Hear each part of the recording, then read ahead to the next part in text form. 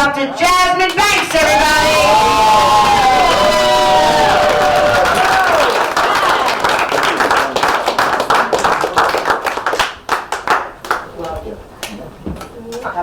Thank you. They put the ramp on the other side of the stage just to throw me off. But, you know, I guess that's what you do with people with disabilities. So every once in a while you go, let's just see how able they are. So, I think I did good, right? Yeah. So, a little bit about me. I'm half Brazilian and I'm half wasp. And my people made the G-string, otherwise also known as the thong. So. And yes, half of me is wearing one. So, about the two different cultures that I grew up in, there is quite a clash that goes on there. And I'm one of those people that is driven crazy when you're not specific about information that you're giving me. Like if you call to tell me that someone died, I would like you to be specific about this so that I don't have to guess. And my mom's side is very ambiguous about what happened. You know, well, they're gone.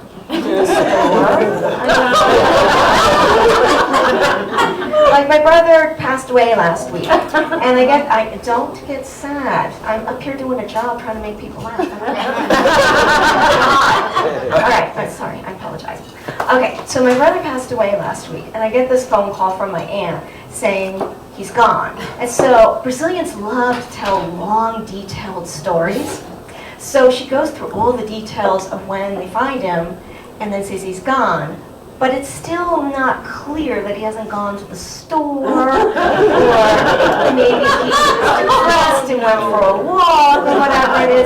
So I asked her, I said, well, what do you mean by gone? And she's like, so she starts from the beginning and tells the whole thing with even more detail. And I'm like, okay, just cut to the chase, dead or alive, just like, not to be insensitive or anything. So, and there's like, I've noticed there's this history of these people doing this to me.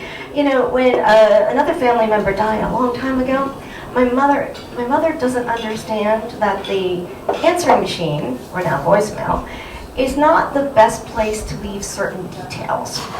And so I get this message, Jazzmyn, you have to call me back. There's really something important that happened.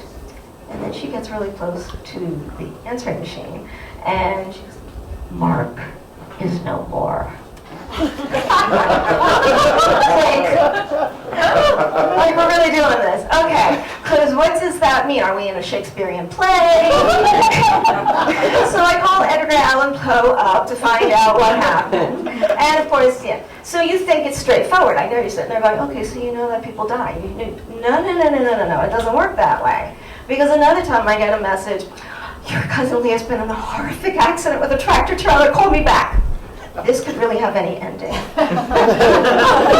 then I got to sit there through all the details as they go on and on. And oh my God, well, she was on the road, and it was this, mist one of those dusk where it's misty and there's a little bit of rain. You know how it's tough driving? I'm just like, oh my God. I'm like a campfire story, just, and I can't just skip to the ending because that would be rude.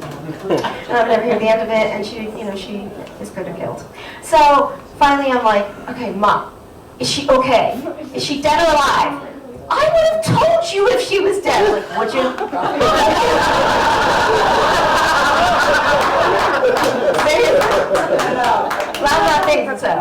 So over the weekend I had to do a lot of phone calls. All those you have to call like 80 million people to let them know the news. Now my mom is 90 years old. And the interesting thing that was happening is I would call up and people would go, hey, I saw you on the caller ID. I'm like, yeah, unfortunately I'm not calling with good news. Your mom, right? Oh. And so this happened every single phone call. And after a while, I'm thinking, just pause for a minute. Let them say something about her. Now I'm curious. Like, oh, your mom. Oh, I loved her so much. And so then I thought, I'm going to tell my mom this. So I said, it's funny, but it's not funny. And so she's like, but why would they think I was dead? I'm like, well, you're 90.